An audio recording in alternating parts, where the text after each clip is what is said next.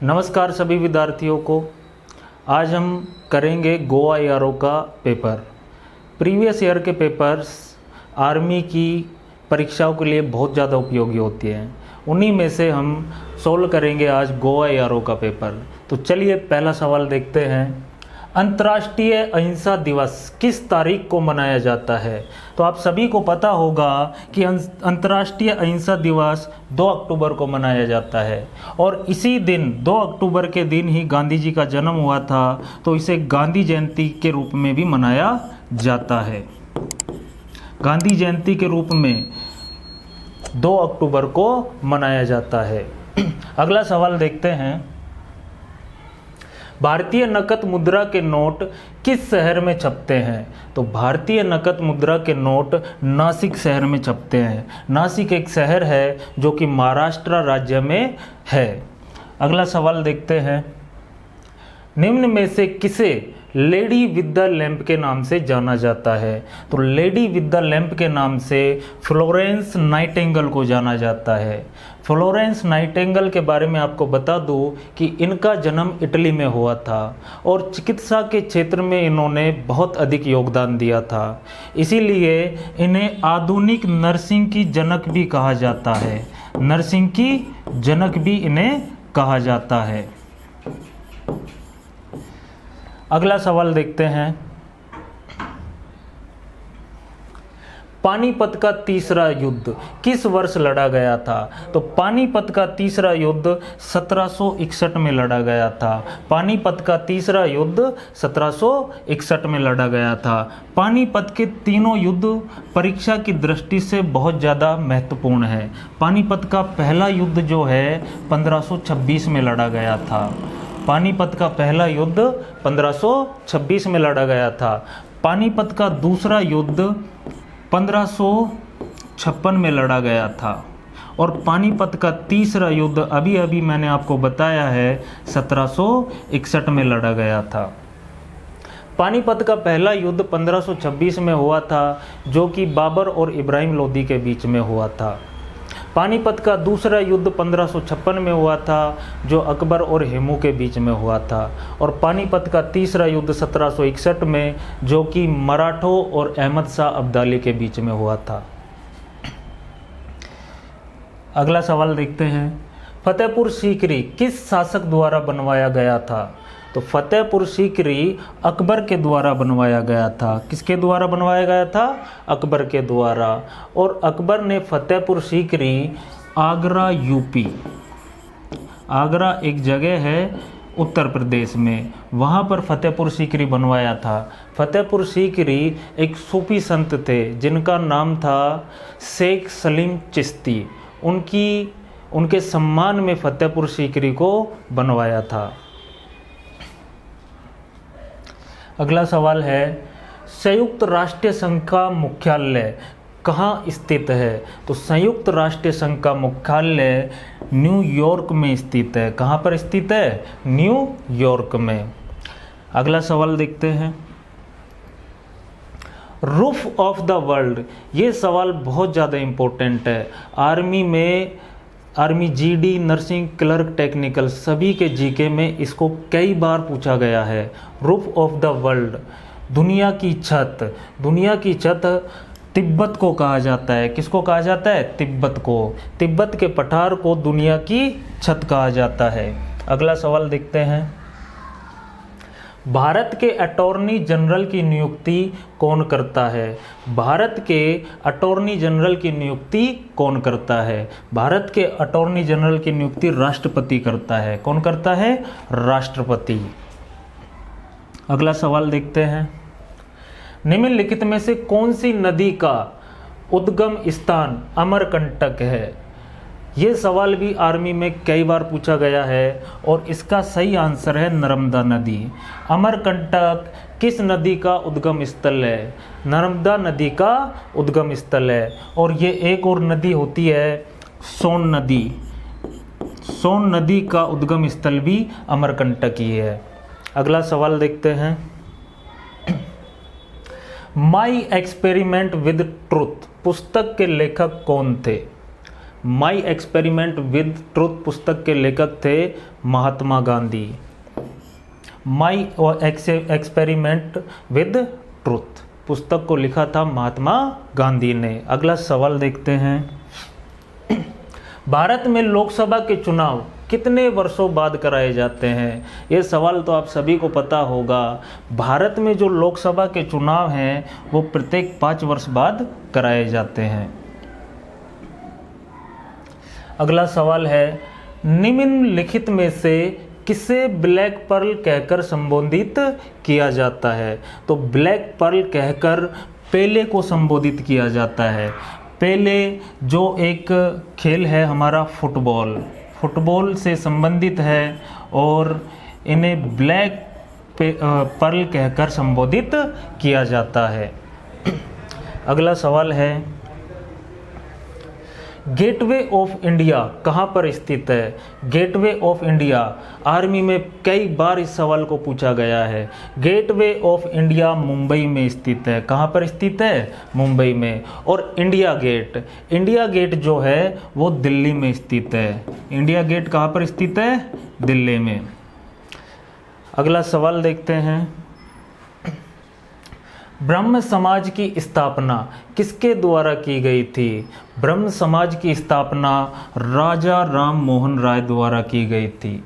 ब्रह्म समाज की स्थापना राजा राम मोहन राय द्वारा की गई थी और राजा राम मोहन राय का ही योगदान सती प्रथा के अंत में बहुत अधिक था। अगला सवाल देखते हैं। तो अगला सवाल है, भारतीय संसद के ऊपरी सदन को क्या कहा जाता है? तो भारतीय संसद के ऊपरी सदन को कहा जाता है राज्यसभा। क्या कहा जाता है? राज्यसभा।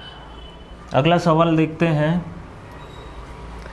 एलपीजी सिलेंडर में किन गैसों का मिश्रण पाया जाता है? एलपीजी सिलेंडर जो कि हम घरों में काम में लेते हैं, एलपीजी के सिलेंडर में प्रोपेन तथा ब्यूटेन का मिश्रण पाया जाता है। एलपीजी सिलेंडर में किसका मिश्रण पाया जाता है? प्रोपेन तथा ब्यूटेन।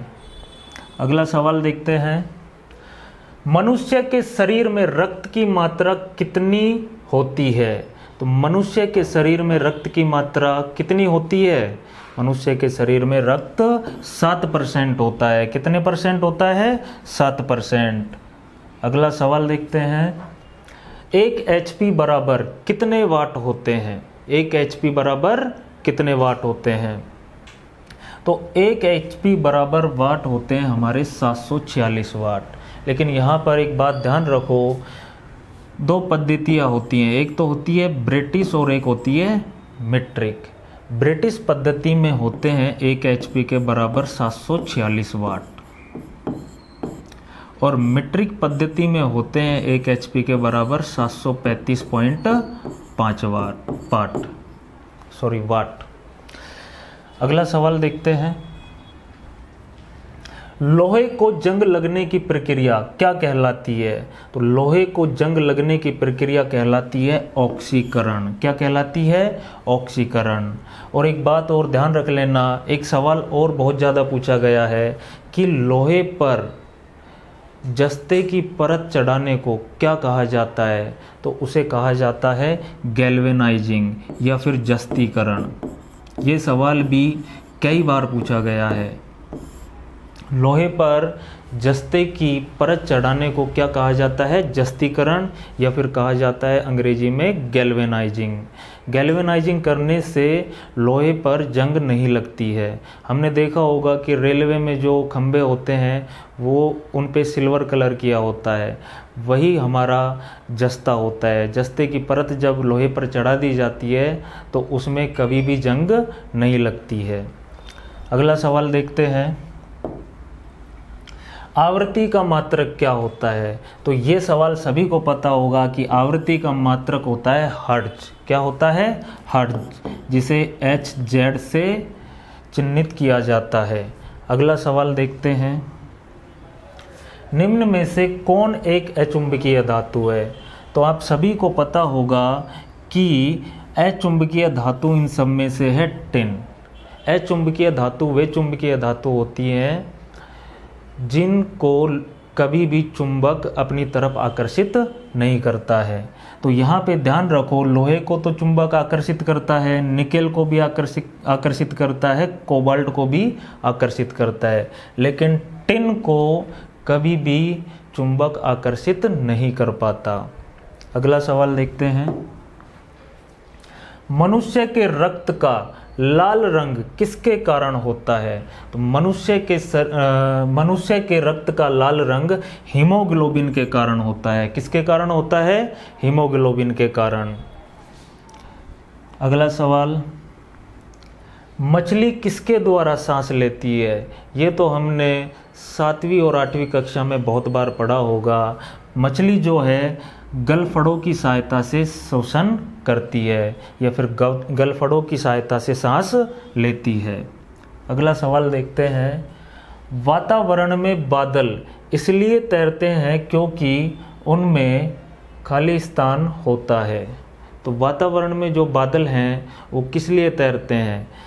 वातावरण में बादल कम घनत्व की वजह से तैरते हैं। किसकी वजह से तैरते हैं? कम घनत्व की वजह से, क्योंकि वातावरण के घनत्व से बादलों का घनत्व कम होता है, इसके कारण वो वातावरण में तैर पाते हैं। अगला सवाल देखते हैं, टाइफाइड किसके कारण होता है? टाइफाइड इनमें से किसके कारण होता है? तो टाइफाइड हमारा बैक्टीरिया के कारण होता है। किसके कारण होता है? बैक्टीरिया के कारण। अगला सवाल देखते हैं, पाचन के पश्चात प्रोटीन किस में परिवर्तित होता है? पाचन के पश्चात प्रोटीन एमिनो एसिड में परिवर्तित होता है। किस में परिवर्तित होता है? एमिनो एसिड में। अगला सवाल देखते हैं, जीवन की मूलभूत इकाई क्या है? ये सवाल भी हमने 6ठी 7वीं कक्षा में कई बार पढ़ा होगा। जीवन की मूलभूत इकाई कोशिका को कहा जाता है, और कोशिका के अंदर जो जो चीज़ें होती हैं उन सब के बारे में हमको पता होना चाहिए, क्योंकि कोशिका से बहुत ज़्यादा सवाल उठाए जाते हैं। कोशिका की आत्मघाती थैली किसे कहा जाता है? लाइसोसोम को। कोशिका का पावर हाउस किसे कहा जाता है? माइटोकॉन्ड्रिया को। इसी तरीके के बहुत सारे सवाल कोशिका से बन सकते हैं। अगला सवाल देखते हैं, प्रकाश संश्लेषण में खाली स्थान अधिकतम होता है। तो प्रकाश संश्लेषण में किस प्रकाश का संश्लेषण अधिकतम होता है?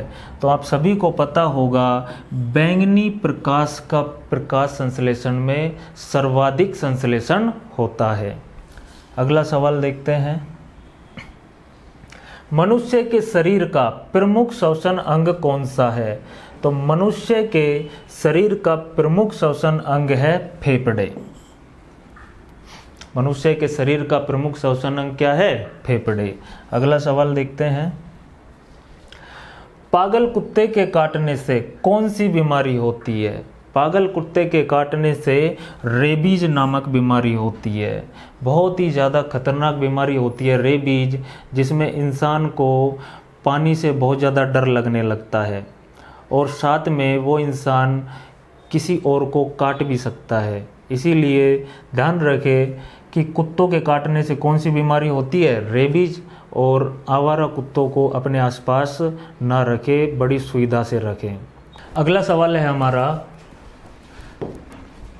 यदि आयताकार क्षेत्र का क्षेत्रफल 560 वर्ग सेंटीमीटर है और जिसकी एक भुजा 20 सेंटीमीटर है, तो इसका परिमाप ज्ञात करें। तो यहाँ पे हमें क्षेत्रफल दे रखा है, और आयत का जो क्षेत्रफल होता है वो होता है लंबाई गुणा चौड़ाई, और लंबाई गुणा चौड़ाई का मान दे रखा है हमको 560। ठीक, और एक भुजा हमको दे रखी है, तो हम मान सकते हैं कि या तो लंबाई या फिर चौड़ाई, जो कि हमको दे रखी है 20। तो हम बोल सकते हैं लंबाई गुणा 20 बराबर 560। यहाँ पे अगर हम लंबाई का मान निकाल ले तो ये 20 उधर जाएगा, और यहाँ पे गुणा में है तो उधर जाएगा, तो भाग में जाएगा। तो 560 में भाग देंगे 20 का, 0 से 0 कटा, 2 का भाग 56 में दिया तो आ गया 28। इसका मतलब हमारी लंबाई का मान आ गया 28, ठीक। और चौड़ाई का मान हमारे पास पहले से है, चौड़ाई है हमारी 20। तो फिर अब निकालते हैं हम परिमाप। और आयत का परिमाप हमको पता है 2 गुना लंबाई प्लस चौड़ाई, 2 गुना लंबाई प्लस चौड़ाई होता है। तो यहाँ पर देखो 2 लिखा, लंबाई का मान कितना है 28 और चौड़ाई का मान कितना है 20। और 28 में 20 जोड़ा कितना आ गया 48। और 48 को इस 2 से गुणा किया, 48 को 2 से गुणा किया तो आ गया 96। तो यहाँ पर हमारा परिमाप हो जाएगा 96 सेंटीमीटर। कितना हो जाएगा 96 सेंटीमीटर। अगला सवाल देखते हैं। एक कार्यालय में 20 श्रमिकों की औसत आय 1900 रुपये प्रति माह है। यदि प्रबंधक की आय उसमें जोड़ दी जाए तो औसत 2000 रुपये प्रति माह हो जाता है। तो प्रबंधक की आय क्या है? तो यहाँ पे देखो, इस सवाल को सोल्व करने के लिए 2 तरीके हैं। एक तो शॉर्टकट तरीका है, एक थोड़ा सा लॉन्ग है। सबसे पहले हम शॉर्टकट देख लेते हैं। देखो, आय कितनी थी 20 लोगों की आय कितनी थी 1900। उसके बाद एक और आदमी आया और आय हो गई कितनी 2000, ठीक। यहाँ पे देखो कितनी बढ़ गई आय 100। कितनी बढ़ गई 100, ठीक। अब जो प्रबंधक आएगा वो 2000 रुपये तो लेके आएगा ही आएगा, ठीक। और उसको अगर सबका औसत बढ़ाना है तो वो 100 बढ़ाएगा। कितने लोगों के 20 लोगों के। तो टोटल कितना बढ़ा देगा वो 2000 बढ़ा देगा। कितना बढ़ा देगा 2000। तो 2000 वो लेके आना ही आना है उसको, और ये 2000 और बढ़ाना है। इस तरीके से उसकी आय हो जाएगी 4000। ये शॉर्ट मेथड है। अगर लॉन्ग में करें तो अपन बोल सकते हैं कि 20 आदमियों की औसत आय कितनी है 1900 रुपये। तो उनका योग कितना हो जाएगा, 19 को 2 से गुना किया कितना हो जाएगा 38000। कितना हो जाएगा 38000, ठीक। उसके बाद यहाँ पे एक आदमी और आ गया प्रबंधक, तो आदमी हो गए टोटल 21 और उनकी औसत आय कितनी हो गई 2000। तो इनका टोटल भी कितना हो जाएगा 21 दूनी 42। कितना हज़ार 42,000। तो यहाँ पे देखो उन 20 आदमियों का टोटल कितना था 38,000, 21 आदमियों का टोटल कितना हो गया 42,000। इसका मतलब यहाँ पे जो डिफरेंस है हमारा 4,000 रुपये का, यही आय किसकी है प्रबंधक की आय है। यही आय किसकी है प्रबंधक की आय है। तो ऑप्शन हमारा राइट हो जाएगा सी। अगला सवाल देखते हैं। 1 मीटर लंबे तार के बने वृत्त का क्षेत्रफल ज्ञात करो।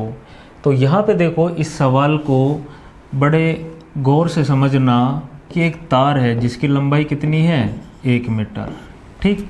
अब इससे अगर हम वृत्त बनाएंगे तो इसको मोड़ना पड़ेगा और इस तरीके से हम इसको मोड़ देंगे। अब बन गया ये वृत्त। तो यहाँ पे इसी वृत्त का वो क्षेत्रफल पूछ रहा है। तो यहाँ हमको एक बात पता है कि ये जो लंबाई है इसके चारों तरफ की, ये लंबाई कितनी है 1 मीटर, ठीक। और आंसर हमको किस में दे रखा है सेंटीमीटर में। तो ये लंबाई को अगर मैं चेंज करना चाहूँ तो कितना सेंटीमीटर हो जाएगी 100 सेंटीमीटर, ठीक। इसका मतलब इस वृत्त की जो परिधि है, इस वृत्त की परिधि कितनी हो जाएगी 100 सेंटीमीटर। अब हमको परिधि दे रखी है 100 सेंटीमीटर और हमसे क्या पूछ रहा है क्षेत्रफल। क्या पूछ रहा है क्षेत्रफल, ठीक। परिधि दे रखी है हमको कितनी 100 सेंटीमीटर और पूछ रहा है हमसे क्षेत्रफल। तो क्षेत्रफल हम निकालेंगे।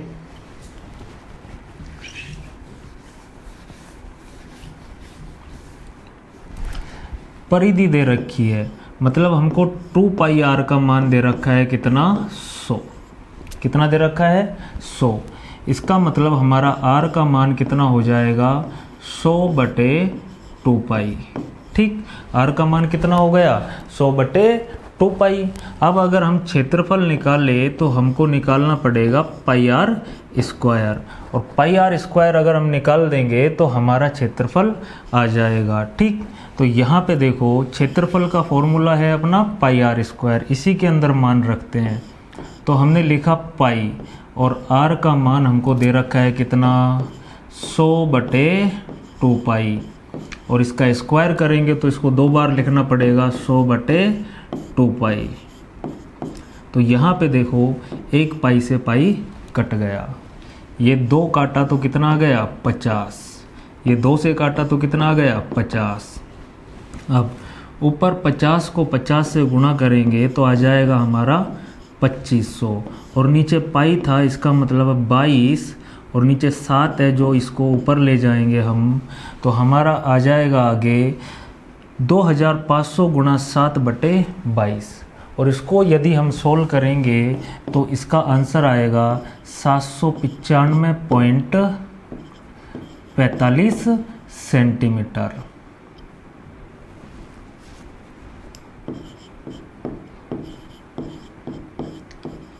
कर लेना आप कैलकुलेशन, इसका आंसर 795.45 सेंटीमीटर ही आएगा। अगला सवाल देखते हैं। अगला सवाल है हमारा, एक काम को ए बी 12 दिन में, सी ए 20 दिन में, बी सी 15 दिन में पूरा करते हैं। यदि तीनों मिलकर एक साथ कार्य करें तो कार्य कितने दिन में पूरा होगा। तो यहाँ ध्यान दो, ए और बी मिलकर 12 दिन में काम करते हैं और काम को पूरा कर देते हैं। उसके बाद आगे दे रखा है हमको बी और सी, आगे दे रखा है हमको सी और ए, सी और ए काम को कर रहे हैं 20 दिन में, और बी और सी काम को कर रहे हैं 15 दिन में। ठीक, ऐसे सवालों को सोल्व करने के लिए सबसे पहले हम एलसीएम लेते हैं, और 12, 20 और 15 का एलसीएम हो जाएगा 60। कितना हो जाएगा 60। तो कहीं पे मान के चलो 60 बोरियां रखी हुई है। कितनी बोरियां रखी हुई हैं 60। ए और बी 12 दिन में 60 बोरी उठा रहे हैं, तो एक दिन में कितनी बोरी उठाएंगे 5। 12 का भाग 60 में दिया, कितना आया 5। सी और ए एक दिन में कितनी बोरी उठा रहे हैं, 20 का भाग 60 में दिया, कितनी उठा रहे हैं 3। बी और सी एक दिन में कितनी बोरी उठाएंगे 4। 15 चौक 60। तो यहाँ पे देखो हमने टोटल किया 5, 3 और 4, कितना आएगा टोटल हमारा 12। ठीक, अब यहाँ देखो ये सवाल में ए बी बी सी सी ए इस तरीके का सवाल जब आ जाए तो यहाँ जो टोटल है उसमें ऑटोमेटिकली 2 का भाग दे दो, कितना आएगा 6। ठीक, इसका मतलब तीनों मिलकर एक दिन में 6 बोरी उठाते हैं। कितनी बोरी उठाते हैं 6। तो 60 बोरियों को कितने दिन में उठा देंगे, 6 का भाग दिया कितने दिन में 10 दिन में। ठीक, ए बी सी तीनों मिलकर काम को कितने दिन में पूरा करेंगे 10 दिन में। अगला सवाल देखते हैं। एक वृत्ताकार बेलन की ऊंचाई 15 सेंटीमीटर है, इसके आधार की त्रिज्या 7 सेंटीमीटर है, इसका आयतन ज्ञात करो। आर्मी का पेपर देते समय ध्यान रखें, जब भी अगर आपको मैथ करनी है तो क्षेत्रमिति और आयतन के सभी सवालों के जितने भी फॉर्मूले हैं, क्षेत्रमिति और आयतन टॉपिक में जितने भी फॉर्मूले हैं उन सभी को आप याद करके रखें, क्योंकि आर्मी में क्षेत्रफल और आयतन से सवाल पूछा ही जाता है। ठीक, तो बेलन का हमसे आयतन पूछ रहा है। बेलन के आयतन का फॉर्मूला होता है पाई आर स्क्वायर एच। ठीक, पाई का मान कितना होता है 22/7, आर का मान कितना दिया है 7, 7 का स्क्वायर करेंगे तो 2 बार लिखेंगे, और हमको ऊंचाई कितनी दे रखी है 15। 7 को 7 से काटा, कितना आया 22, 7 और 15। 22 को हम 7 से गुणा करेंगे तो 7 दूनी 14 हासिल 1, 7 दूनी 14, 14 और 1 15।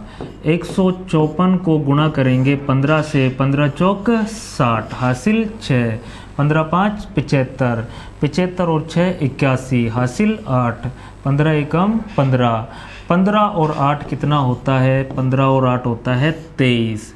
तो हमारा जो आयतन हो जाएगा 2310 सेंटीमीटर क्यूब होगा। ठीक, तो यहाँ पे हमारा जो आयतन होगा 2300 सेंटीमीटर क्यूब हो जाएगा।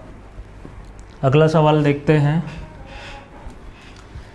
एक टायर की त्रिज्या 7 सेंटीमीटर हो तो 50 चक्कर में वह कितनी दूरी तय करेगा? यहाँ पे देखो एक शॉर्टकट फॉर्मूला है, दूरी बराबर होता है चक्कर गुणा 2πr। ध्यान रख लेना इस फॉर्मूले को, दूरी बराबर होता है चक्कर गुणा 2πr। तो यहाँ पे हमसे दूरी पूछ रहा है, तो चक्कर कितने? 50, 2, पाई का मान 22/7 और आर का मान कितना है? 7। यहाँ देखो हमने 7 से 7 काट दिया, बचा कितना? 50 गुणा 2 गुणा 22। 50 को 2 से गुणा किया, कितना आया? 100, और 100 को 22 से गुणा करेंगे तो आ जाएगा 2200। ठीक, हमको पता है कि 7 जो है हमारा वो सेंटीमीटर में था। किस में था? सेंटीमीटर में। तो आंसर भी हमारा किस में आएगा? सेंटीमीटर में। लेकिन यहाँ पे हमको आंसर दे रखा है मीटर में, तो ये 2200 सेंटीमीटर को मीटर में चेंज करूँगा तो किसका भाग दूंगा? 100 का। 00 से 00 काटा तो आ गया हमारा 22 मीटर। तो 50 चक्कर में वो टायर कितनी दूरी तय करेगा? 22 मीटर। अगला सवाल देखते हैं। वह बड़ी से बड़ी संख्या क्या है जिससे 30, 53 और 99 को विभाजित करने पर एक समान शेषफल बचे? हमें एक बड़ी से बड़ी संख्या चाहिए जो 30, 53 और 99 तीनों को अगर विभाजित करे तो हमारा जो शेषफल है वो समान बचना चाहिए। क्या बचना चाहिए? समान। ऐसे सवालों को सोल्व करने के लिए इन दोनों का डिफरेंस लो। 30 और 53 का डिफरेंस होता है 23। ठीक, और 53 और 99 का डिफरेंस होता है 46। ठीक, और 23 और 46 का हम निकाल लेंगे HCF, यानी कि महत्तम समापवर्तक। और 23 और 46 का जो HCF होता है वो होता है कितना? 23। तो इस सवाल का आंसर भी कितना हो जाएगा? 23। यहाँ देखो 23 का भाग अगर 30 में दूंगा तो बचेगा 7, 23 का भाग 53 में दूंगा तो भी बचेगा 7, और 23 का भाग 99 में देंगे तो भी बचेगा 7। ठीक, तो 23 ही वह बड़ी से बड़ी संख्या है जिसका भाग इन तीनों में देने पर समान शेषफल बचेगा। अगला सवाल देखते हैं। दो संख्याओं का गुणनफल 4725 और महत्तम समापवर्तक 15 हो तो उनका लघुत्तम समापवर्तक क्या होगा? यहाँ पे देखो एलसीएम में एक रिलेशन होता है, पहली संख्या गुणा दूसरी संख्या बराबर लैसे गुणा में से। ठीक, अब ऑलरेडी हमको दोनों संख्याओं का गुणनफल दे रखा है 4725, तो यहाँ पे ये दोनों संख्याओं का गुणनफल दे रखा है 4725। ठीक, लैसे हमको कितना दिया? लैसे का पता नहीं तो हमने बोल दिया लैसे। ठीक, में से हमको कितना दिया है? 15। कितना दिया है? 15। और हमसे पूछ रहा है क्या? लैसे। क्या पूछ रहा है? लैसे। लैसे निकालने के लिए इस 15 को इधर लेके आएंगे, इधर गुणा में है तो इधर कहाँ आ जाएगा? भाग में। ठीक, और 15 का भाग 47 में दिया, 15 × 45, कितना बचेगा हमारा? 2। ठीक, अब 22 में अगर 15 का भाग देंगे कितना आएगा? 15 एकम 15, कितना बचा? 7, और 15 × 5 = 75, तो हमारा आंसर आ जाएगा 315। लैसे हमारा हो जाएगा 315। ये रिलेशन से बहुत ज़्यादा सवाल आर्मी में पूछे गए हैं, तो इसे भी आप सब याद कर लें। अगला सवाल देखते हैं। एक संगीत विद्यालय में 70% विद्यार्थी लड़के हैं। यदि लड़कियों की संख्या 255 है तो लड़कों की संख्या ज्ञात करो। तो देखो, विद्यालय में जो लड़के हैं वो 70% हैं और जो लड़कियां हैं कितनी हो जाएगी? 30%।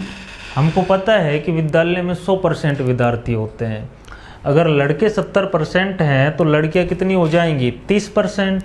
और हमको लड़कियों की जो संख्या दे रखी है वो दे रखी है 255। तो हम एक बात बोल सकते हैं कि 30% का मान कितना है? 255। ठीक। और हमसे लड़कों की संख्या पूछ रहा है। 30% का मान 255, तो 1% का मान कितना हो जाएगा? 255/30। और अगर 70% का मान निकालेंगे तो 1% के मान से गुणा कर देंगे 70% को। 255/30 ये 1% का मान, 70 से गुणा करेंगे तो 70% का मान आ जाएगा। 0 से 0 काटा, 3 का भाग दिया यहाँ पे, 3 8 24। ठीक। कितना बचा? 1। 3 पंजे 15। यहाँ पे आ गया 85। कितना आ गया? 85। और गुणा करेंगे किससे? 7 से। 7 पंजे 35। हासिल 3। 7 8 56। 56 और 3 कितना हो जाता है? 59। तो लड़कों की जो संख्या हो जाएगी वो हो जाएगी 595। अभी इसको शॉर्टकट तरीके से भी हम हल कर सकते हैं। हमको दे रखा है लड़कियों की संख्या कितनी है? 255 और लड़कियों का परसेंट कितना है? 30। कितना परसेंट निकालना है? 70%। यहाँ भी अगर हम सोल्व करेंगे तो हमारा आ जाएगा 595। ठीक। लड़कों की संख्या कितनी हो जाएगी? 595। अगला सवाल देखते हैं। दिए गए विकल्पों में से रिक्त स्थान भरे। तो यहाँ देखो, एक सीरीज है जिसमें प्रत्येक अगला अंक हमको 2 जोड़कर प्राप्त हो रहा है। यहाँ भी 2 जोड़ा तो 43, 43 में 2 जोड़ा तो 45। अगला अंक भी हमको 2 जोड़ने पर ही प्राप्त होगा और 2 जोड़ने पर प्राप्त क्या हो जाएगा? 47। तो ऑप्शन हमारा राइट हो जाएगा ए। अगला सवाल देखते हैं। एक वस्तु को 6,800 रुपये में बेचने पर प्रशांत को 75% की हानि हुई। वस्तु का क्रय मूल्य क्या था? तो ध्यान रखो, क्रय मूल्य हमेशा 100% होता है। कितना प्रतिशत होता है? 100%। ठीक। कभी भी हम सामान को खरीदते हैं तो 100% में खरीदते हैं। अब 100% में खरीदा और 75% की हमको हानि हो गई। इसका मतलब हमने कितने परसेंट में बेचा? 25% में। कितने परसेंट में बेचा? 25% में। तो 25% का मान कितना हो जाएगा? 6,800। तो 1% का मान अगर निकाले तो कितना आ जाएगा? 6,800/25। हमसे क्या पूछ रहा है? हमसे पूछ रहा है क्रय मूल्य। तो क्रय मूल्य कितना होता है? 100%। इसका मतलब हमको 100% का मान निकालना है और 100% का मान कितना हो जाएगा? 6,800/25 गुणा करेंगे किससे? 100 से। ठीक। यहाँ 25 से काटा, कितना आ गया? 4। और 6,800 को 4 से गुणा करेंगे तो 0 0 8 चौक 32। हासिल 3। 6 चौक 24, 24 और 3 27। तो हमारा क्रय मूल्य आ जाएगा 27,200। ऑप्शन कौन सा राइट हो जाएगा? सी, 27,200। अगला सवाल देखते हैं। वह छोटी से छोटी संख्या ज्ञात करो जिसको 175 में से घटाने पर एक पूर्ण वर्ग प्राप्त होता है। सबसे पहले ध्यान रखो, पूर्ण वर्ग कौन सी संख्याएं होती है? वे संख्याएं जिनका वर्गमूल निकाल सके। एक संख्या 169, हमको पता है कि इसका वर्गमूल निकाल सकते हैं। इसका वर्गमूल क्या होता है? 13। ठीक। लेकिन हमने यहाँ लिखा एक संख्या 143, क्या इसका वर्गमूल निकाल सकते हैं हम? नहीं। इसका मतलब ये संख्या पूर्ण वर्ग नहीं है और ये संख्या पूर्ण वर्ग है, क्योंकि इसका वर्गमूल निकाल सकते हैं। तो यहाँ पे देखो एक संख्या दे रखी है हमको 175, ये अभी पूर्ण वर्ग नहीं है। इसमें से हम कुछ घटाएंगे तो ये एक पूर्ण वर्ग बन जाएगी। तो इसके करीब का जो पूर्ण वर्ग क्या होता है? 169। और 169 हमको कितना घटाने पर मिलेगा? 6 घटाने पर। हमने 6 घटाया तो आया 169, और ये क्या है? एक पूर्ण वर्ग है। तो 175 में से 6 घटाने पर हमको एक पूर्ण वर्ग प्राप्त होगा। अगला सवाल देखते हैं। एक वृत्त की त्रिज्या 28 मीटर है, वृत्त का क्षेत्रफल ज्ञात करो। वृत्त का क्षेत्रफल आप सभी को पता होगा, वृत्त का क्षेत्रफल होता है पाई आर स्क्वायर। ठीक, पाई का मान 22/7, आर स्क्वायर मतलब 28 गुणा 28। ठीक, 28 को काटा 4 से कितना? 28 को काटा 7 से कितना आया? 4, और 22 को 4 से गुणा किया, 22 चौक 88, 88 गुणा 28। ठीक, 8 को 8 से गुणा किया, 8 8 64, हासिल 6, 8 8 64, 64 और 6 कितना हो जाता है हमारा? 70। ठीक, और फिर 2 से गुणा करेंगे, 8 दूनी 16, हासिल 1, 8 दूनी 16, 16 और 1 17, जोड़ा 4 6 7 7 14 और एक हासिल का 2, 2464। जो हमारा वृत्त का जो क्षेत्रफल हो जाएगा वो हो जाएगा 2464 सेंटीमीटर स्क्वायर। क्षेत्रफल के साथ हमेशा स्क्वायर आता है, आयतन के साथ हमेशा क्यूब आता है। अगला सवाल देखते हैं। एक मोटरसाइकिल 140 मीटर की दूरी 18 सेकंड में तय करती है। किलोमीटर प्रति घंटा में गति ज्ञात करो। गति पूछ रहा है, यानी कि हमसे चाल पूछ रहा है। चाल का फॉर्मूला होता है दूरी बटे समय। ठीक, और हमको दूरी कितनी दे रखी है? 140, और कितने सेकंड में चल रहा है? 18 सेकंड में। ये देखो मीटर में है और ये किस में है? सेकंड में। जो हमारी चाल आएगी वो मीटर प्रति सेकंड में आएगी, लेकिन ये हमसे किस में पूछ रहा है? किलोमीटर प्रति घंटा में। और हमको पता है मीटर प्रति सेकंड से किलोमीटर प्रति घंटा में जब हम जाते हैं तो किससे गुणा करते हैं हम? 18/5 से। ये हमारी चाल जो है वो आएगी मीटर प्रति सेकंड में। इसी को अगर हम 18/5 से गुणा कर दे तो हमारा जो आंसर आएगा वो किलोमीटर प्रति घंटा में आएगा। 5 का भाग दिया 140 में, 5 दूनी 10, बचा कितना? 4, बन गया कितना? 40। 40 में 5 का भाग देंगे, 40 में 5 का भाग दिया, 8 पंजे 40। चाल जो है हमारी आ जाएगी 28 किलोमीटर प्रति घंटा। अगला सवाल देखते हैं। एक संख्या में वही संख्या तथा 5 जोड़ने पर उत्तर 17 आता है। एक संख्या है हमारी x, इसमें हमने वही संख्या जोड़ दी और हमने 5 भी जोड़ दिया तो उत्तर कितना आ गया? 17। ठीक, x और x को जोड़ा कितना आया? 2x प्लस 5 बराबर 17। 2x का मान निकालेंगे तो 5 उधर जाएगा, 17 में से 5 गया, कितना बचा? 12। और x का मान निकालेंगे तो 2 उधर जाएगा, 12 में 2 का भाग दिया, कितना आ गया? 6। इसका मतलब वो संख्या कितनी हो जाएगी? 6। ठीक, नहीं तो अगर हम देसी तरीके से करना चाहे तो भाई ये 17 उत्तर आया, इसमें 5 जोड़े थे, 5 घटा दो। ठीक, तो कितना बचा हमारा? 12। अब इसमें देखो एक संख्या है और वही संख्या जोड़ रखा है, मतलब 2 बार इसमें वो संख्या है, तो 2 का भाग दे दो, कितना आ गया? 6। अगला सवाल देखते हैं। अगला सवाल है हमारा दिशा से। ठीक, इस सवाल को सोल्व करने के लिए इस तरीके के कितने भी सवाल हो उनको अगर हमें सोल्व करना है तो हमें पहले डायग्राम बना लेना चाहिए। डायग्राम बना लिया, ये उत्तर, ये दक्षिण, ये पश्चिम और ये पूरब। ठीक, अब हम सवाल को पढ़ना शुरू करते हैं।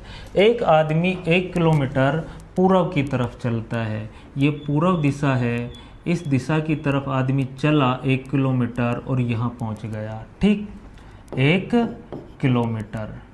ठीक, यहाँ पहुँचने के बाद वह दक्षिण की तरफ मुड़कर 5 किलोमीटर चलता है, ये हमारी दक्षिण दिशा है। इधर वो आदमी मुड़ा और 5 किलोमीटर चला। कितना चला? 5 किलोमीटर। ठीक, फिर वह पूरब की तरफ मुड़कर 2 किलोमीटर चलता है, तो वापस ये मुड़ा और पूरब की तरफ चला 2 किलोमीटर। पूरब की तरफ कितना चला? 2 किलोमीटर। ठीक, और उसके बाद वह उत्तर की तरफ मुड़कर 9 किलोमीटर चलता है। उत्तर दिशा हमारी इधर है और इधर मुड़ा वो और 9 किलोमीटर चला। कितना चला? 9 किलोमीटर। तो यहाँ पे देखो, यहाँ पे 5 किलोमीटर है, तो ये जो दूरी है यहाँ से लेकर यहाँ तक की, ये भी क्या हो जाएगी? 5 किलोमीटर। यहाँ से लेकर यहाँ तक की दूरी 2 किलोमीटर है, तो ये दूरी भी कितनी हो जाएगी? 2 किलोमीटर। ठीक, अब यहाँ देखो, यहाँ से लेकर यहाँ तक की दूरी है 9 किलोमीटर, जिसमें से 5 ये है, इसका मतलब ये दूरी कितनी हो जाएगी? 4 किलोमीटर। ठीक, और हमसे सवाल जो पूछ रहा है, आदमी अपने शुरुआत के स्थान से कितना दूर है? आदमी कहाँ था? यहाँ पर था, इस स्थान पर आदमी था। अभी कहाँ है? यहाँ पर है। तो ये दूरी होगी कि नहीं होगी? कौन सी दूरी हो जाएगी? ये। ठीक, और यहाँ पे देखो एक चित्र बन रहा है ऐसा, जिसमें ये दूरी कितनी है? 4 किलोमीटर, और यहाँ से लेकर यहाँ तक की दूरी ये 1 और ये 2 कितनी हो गई? 3 किलोमीटर। ठीक, तो यहाँ एक त्रिभुज बन रहा है हमारा, समकोण त्रिभुज, और जिसमें हमसे क्या पूछ रहा है? कर्ण। ठीक, ये 3 है, ये 4 है, तो ये कितना हो जाएगा? 5 किलोमीटर। पाइथागोरस प्रमेय आपको ध्यान होगा, कर्ण स्क्वायर बराबर आधार स्क्वायर प्लस लंब स्क्वायर। तो आदमी अपने शुरुआती स्थान से कितना किलोमीटर हो जाएगा?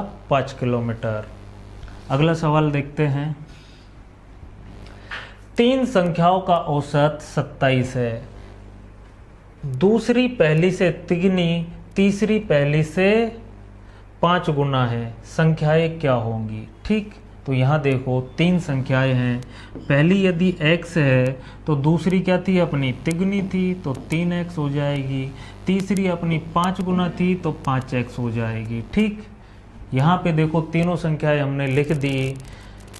पहली संख्या x है तो दूसरी 3x हो जाएगी क्योंकि दूसरी तिगुनी है।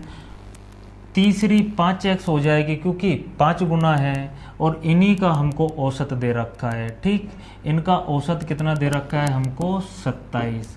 और हमको पता है कि औसत निकालने के लिए हम संख्याओं को जोड़ते हैं और जितनी संख्याएं होती हैं उतने का भाग दे देते हैं। तो यहाँ देखो x और 3x को जोड़ा तो 4x, 4x में 5x जोड़ा तो कितना आया? 9x, 9x में 3 का भाग दिया, कितना आया? 27। ठीक, 3 से काटा कितना आ गया? 3। यहाँ पे बचा 3x बराबर 27। 3x बराबर 27, तो x बराबर कितना हो जाएगा? x बराबर हो जाएगा 9। ठीक, x का मान 9, इसका मतलब ये संख्या क्या हो जाएगी? 9। ये संख्या कितनी हो जाएगी? 9 तिया 27, और ये संख्या हो जाएगी 9 पंजे 45। वो तीनों संख्याएं हो जाएंगी हमारी 9, 27 और 45। ठीक, अगला सवाल देखते हैं। दिए गए विकल्पों में से रिक्त स्थान की पूर्ति करो। ठीक, ये हमारी एक सीरीज है, यहाँ पे 1, 9, 25, 49 और 21। हमको पता है कि इसमें स्क्वायर चल रहा है। ये 1 का स्क्वायर, ये 3 का स्क्वायर, ये 5 का स्क्वायर, ये 7 का स्क्वायर। ये कौन सी संख्याओं का स्क्वायर हो रहा है? विषम संख्याओं का। ठीक, तो यहाँ पे हमारा किसका स्क्वायर होगा? 9 का स्क्वायर। 9 का स्क्वायर कितना है? 81। अगला सवाल देखते हैं।